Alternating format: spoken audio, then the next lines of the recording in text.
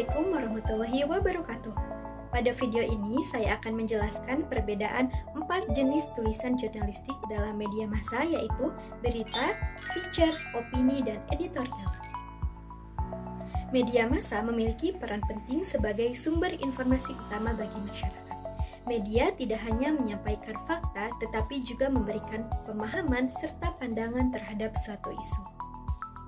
Dalam praktik jurnalistik terdapat 4 genre utama yang sering digunakan, yaitu berita, feature, opini, dan editorial.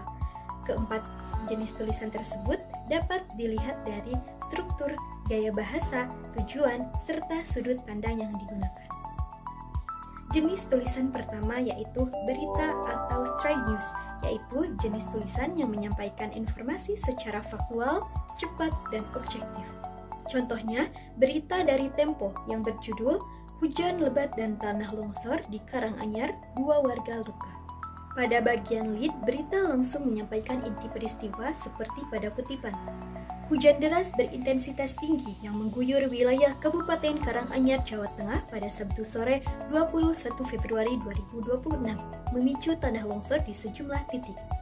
Kalimat tersebut menggunakan struktur piramida terbalik di mana informasi paling penting diletakkan di bagian awal. Kemudian bahasa yang digunakan bersifat formal dan informatif, misalnya BPDB mencatat tidak ada korban jiwa dalam peristiwa tersebut. Berita juga menggunakan sudut pandang orang ketiga seperti pada kutipan. Kepala Pelaksana BPDB Kabupaten Karanganyar, Hendro Pariyotno, mengatakan tanah longsor terjadi setelah hujan turun cukup lama. Hal ini menunjukkan bahwa penulis hanya menyampaikan fakta dari narasumber. Jenis tulisan kedua adalah feature. Feature yaitu jenis tulisan jurnalistik yang menyajikan informasi melalui cerita yang lebih mendalam. Contoh feature berasal dari CNN Indonesia berjudul Racik-Racik Terbaik Menu Bergizi.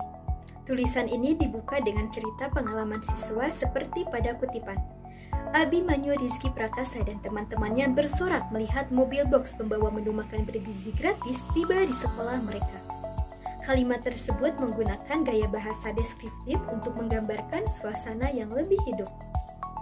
Feature juga memberikan penjelasan yang lebih informatif, misalnya bahan makanan yang harus disimpan di freezer harus berada di suhu minus 18 derajat Celcius supaya tetap beku. Hal ini menunjukkan bahwa feature memadukan cerita, data, dan penjelasan yang lebih mendalam. Jenis tulisan ketiga yaitu opini, yaitu tulisan yang berisi pendapat atau pandangan penulis terhadap suatu isu.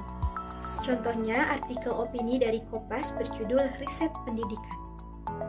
Penulis tidak hanya menyampaikan argumennya sendiri tetapi juga diperkuat oleh data yang disajikan seperti pada kutipan sekitar 200 triliun atau hampir sepertiga APBN untuk pendidikan dialokasikan untuk program makan bergizi gratis.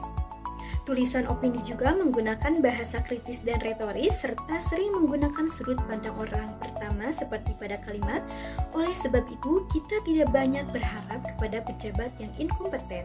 Jenis tulisan terakhir adalah editorial, yaitu tulisan yang mencerminkan sikap resmi redaksi media terhadap suatu isu.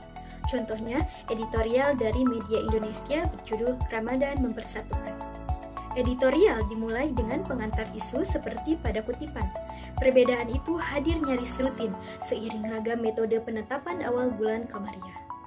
Kemudian redaksi menyampaikan kritik sosial, misalnya puasa berubah menjadi ajang pamer kemewahan berubuk. Kemudian editorial biasanya diakhiri dengan ajakan moral seperti Ramadan 1440 Hijriah ini harus menjadi titik balik untuk memperluas makna persaudaraan. Dari keempat jenis tulisan tersebut dapat disimpulkan bahwa setiap genre jurnalistik memiliki karakteristik yang berbeda. Berita menyampaikan fakta secara objektif, feature menghadirkan cerita yang lebih mendalam, opini berisi pandangan kritis penulis, sedangkan editorial merupakan sikap resmi media terhadap suatu isu. Dengan memahami perbedaan ini, kita dapat membaca media secara lebih kritis dan memahami tujuan dari setiap tulisan jurnalistik.